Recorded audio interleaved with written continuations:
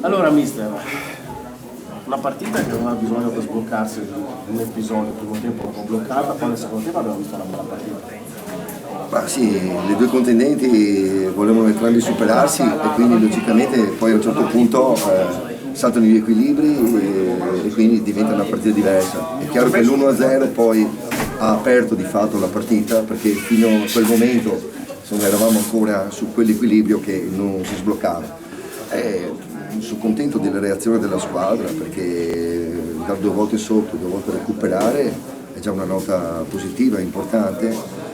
Contro un ottimo Portogallo che sappiamo il valore di questa squadra, perciò insomma ci teniamo stretto questo punto, ma soprattutto ci teniamo stretto la squadra con il cuore come ha giocato, ha gettato il cuore oltre l'ostacolo e questa è una prerogativa importante e dà fiducia per quello che poi si prosegue il campionato perché con questi requisiti caratteriali possiamo tirare fuori il meglio di noi stessi, come è stato fatto oggi. E sono arrivati anche i gol che si aspettavano in questi ultimi, hanno fatto un po' agognati. Sì, abbiamo avuto 2 gol sul palla nativa,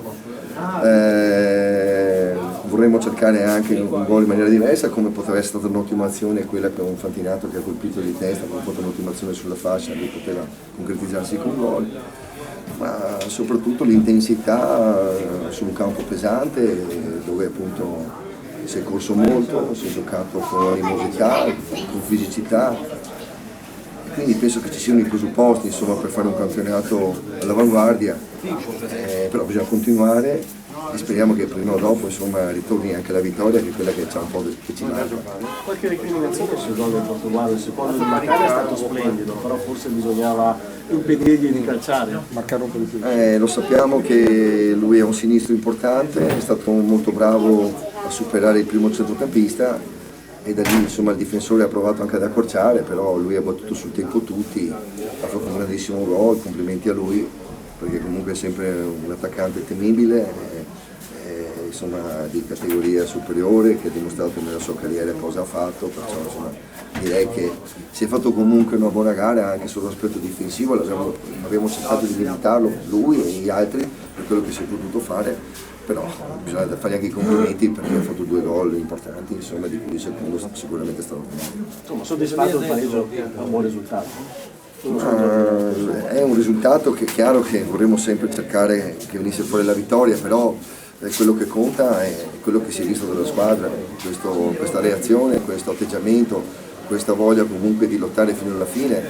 Negli ultimi minuti anche i ragazzi che sono entrati pochi minuti hanno dato tutto quello che si poteva fare, tanto è vero che in una situazione come questa conquistiamo 2 palle dative dal limite importanti dove abbiamo calciato bene sia con Porpinelli che con Fantinato, ma vuol dire che insomma qualcosa abbiamo cercato anche di portarla fino alla fine, va bene così.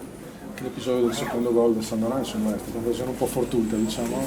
Sì, fortuito, però è anche vero che era un pallone velenoso perché era un rientrare e a volte su questi palloni magari con un campo così, una giornata piovosa così e basta un attimo, magari il portiere non riusciva a respingerla perché era una palla che andava verso la porta e questo poi lui ha provato a fermarla, però a volte capita questi episodi, però insomma anche il portiere del Portogallo ha fatto bene la sua parte, quindi credo che su questa situazione potesse far ben poco se non che la presa, il pallone rimanesse sulla presa. Al di là dei punti, al di là della classifica, che la posta in palio fosse tanta sia all'inizio, le squadre un po' chiuse, sia poi alla fine anche un po' di tensione in campo per i ragazzi, visto Marchiori come che era ci si teneva a fare un risultato importante, magari ci avrebbe dato un input per il futuro, ma ci deve dare lo stesso un input perché comunque la squadra,